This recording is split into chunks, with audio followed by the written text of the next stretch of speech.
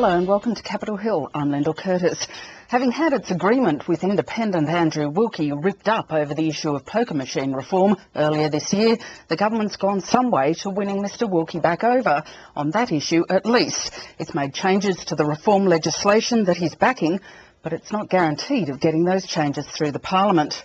The Parliament today, the House of Representatives, has been debating Craig Thompson's statement to it yesterday. Rob Oakeshott, another independent, has foreshadowed a censure motion, but the debate has been about broader issues as well. Joining me to discuss the day are Liberal MP Ken Wyatt and Labor Parliamentary Secretary Sid Sidebottom. Welcome to you both. Thank you. If we could start with the issue of poker machine reform, the government's made a couple of changes to its legislation, that mandatory pre-commitment would be possible at the flick of a switch and that the trial and the ACT would be independent and take into account what happens just across the border. Mr Wilkie says the reforms are not what he wanted, but it's the best thing on the table right now. Ken, is something better than nothing? Well, let me say this. The proposition has some merit, but I think we've got to go to the crux of the issue, which is about people's gambling addiction. Educative and awareness programs are absolutely necessary and important. And it comes to another point of how closer do we become to managing every facet of a person's life. Is the flip side to this that does concern me and worry me is the access to internet gambling. It's easy to sit in your front lounge room with a warm fire and then sit down and place a series of bets, or to gamble. And the surrealness of that is the fact that you can get caught up and the figures don't mean a great deal until you get an account, and then reality hits. Could you make the same argument, though, with actions by governments over the years on something like smoking, where governments have raised the prices of cigarettes, governments control where you can and cannot smoke, it's banned in some places in restaurants and public spaces, but in the end governments don't ban it altogether. So governments go some way to regulating the behaviour, but without dealing with every circumstance. I think both of them are different contexts to consider. One has got a healthy implication, which costs governments ultimately, both state, territory and the Commonwealth government. So in one sense you can look at what the consequences are, and certainly plan measures that will prevent the onset of some of the chronic conditions that come out of smoking, and certainly draw down very heavily on the healthcare system when we have so many other illnesses that people need to be placed in hospital for. We've got elective surgery waiting lists that are growing. So in that context, I think that is a different argument. On this one, it goes to an addiction. Certainly when you go into the RSL clubs, and I lived in New South Wales for 4.5 years, the sound of those machines are like drawing you to a honeypot. And you work on the basis that you hope to beat the machine, but the machine is calculated against you. Sid, is there anything you can say to convince Ken that your legislation is worthy of support? Well, only that I think that in actual fact Ken's last statements about the addiction of gambling is that we know it is harmful for many, many people. So it's that question of trying to create a balance between regulation and freedom of choice. And what we're seeking to do is place limits, for instance, on the amount of money you can take from an ATM at one of the establishments, and also to have this mandatory pre-commitment technology on the machines. So people will still have choice. What we're trying to say is, well, we're trying to balance that with also the ability, with the use of technology in those environments where people we know and many of them are addicted to gambling, where we can actually put in some regulatory control. They'll still have choice, but at the same time that choice is really saying to them, if you're addictive, then there's going to be regulation there. So will it affect behaviour? Well, that's what the trial is all about. So it's got that dual-edged side to it of there's still choice, there's limitation to how much can be withdrawn from those premises in terms of ATM, and also it has that mandatory precondition on the machine itself. So we'll see what happens with the trial.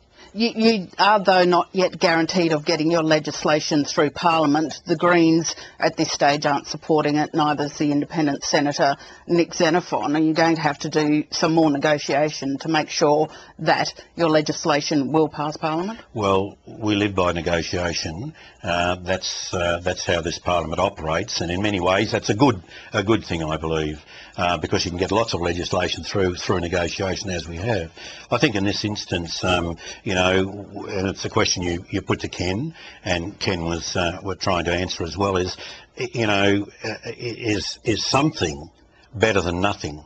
And once you go down the track of reform and trial it, then to me that sounds sensible. So I think the Greens and Senator Xenophon are really going to have to ask themselves that question ultimately. But negotiations will continue, and I think the Australian community wants some form of regulation, as we have with so many other things that cause harm. Can you say this, Linda? I think one of the things we've got to seriously think about is when we see the legislation is Sid's point about the restriction within the club that you go to doesn't prevent me from going outside and again accessing an ATM and getting an additional amount or coming in with a pocket full of money. So the legislation will need to be very explicit around a number of things before you could consider it, the fact that it might be successful. Now, technology as new machines come on stream is probably a better way to go if you're going to go down this path.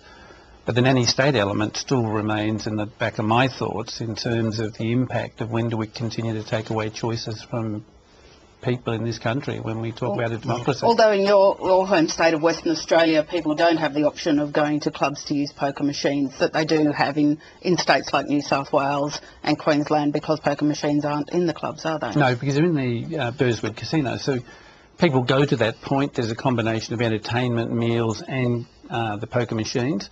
But again, it's in a context where there are some people who have addictions, and so they escape through that loophole, although most gaming places have some form of support for those who seek it. But the trouble is, if they don't choose to seek it, then that's where they slip through that gap.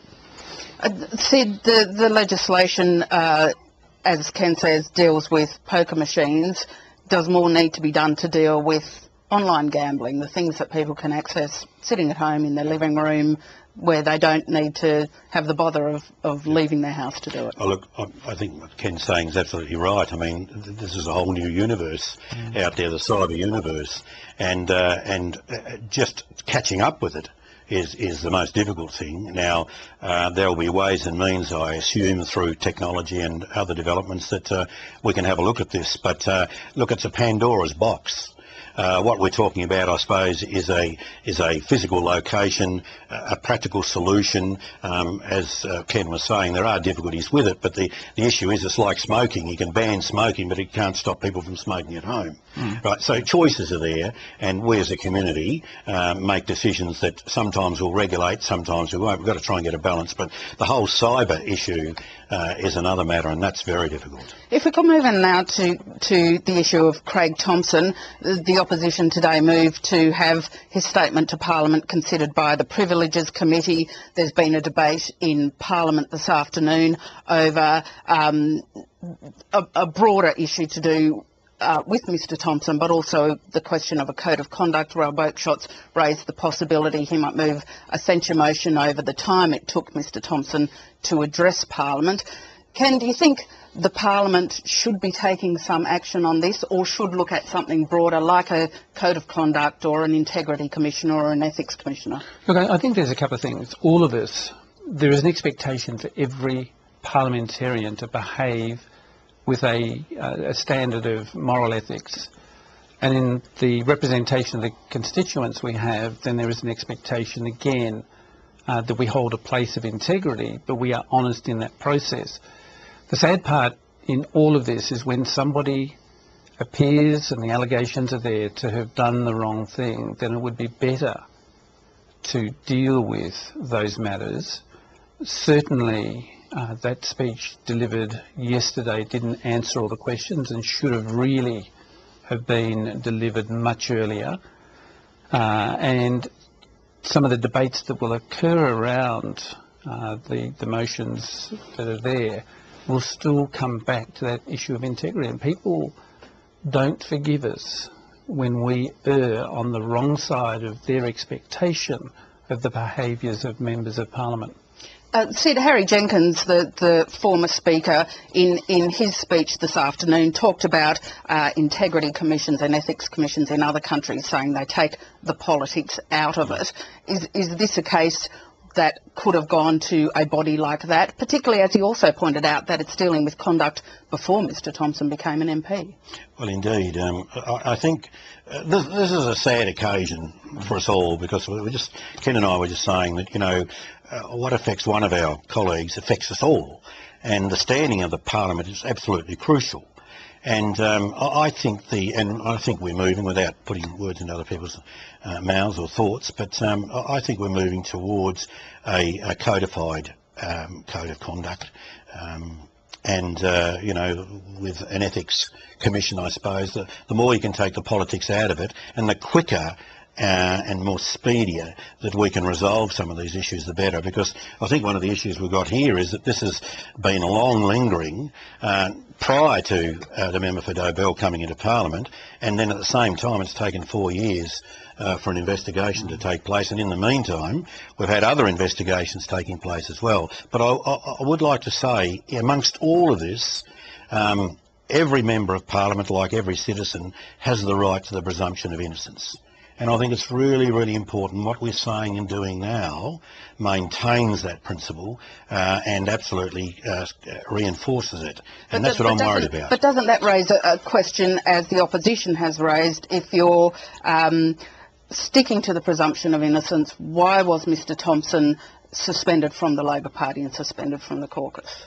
Well, I think the Prime Minister has made it clear that the Prime Minister felt that a combination of circumstances were at play, where the standing of the Parliament was being affected by the coverage that was being, and it has been, quite massive, and in fact quite frenetic and frantic at times. So the Prime Minister has made that decision, and at the same time as the member himself made that decision to stand aside from the Labor caucus.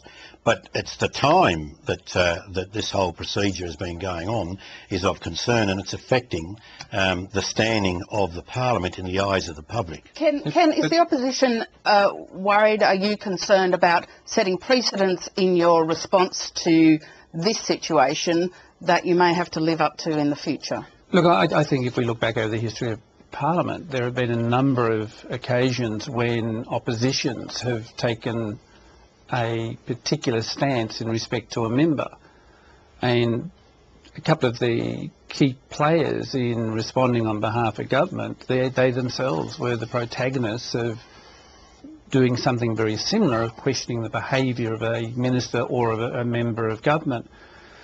But if we assume that principle of innocence, then in one sense I'm very critical of the Prime Minister having set the member for Dobell aside out of caucus, because if you argue a principle that relates to the Parliament, then both sides have to apply that principle within their own party structures as well. And that's all I have to leave it. Sid Sidebottom and Ken Wyatt, thank you very much for your time. Thanks, Thank you, Lyndall. Thanks, Ken. And thank you for joining Capitol Hill. Please be with us at the same time tomorrow.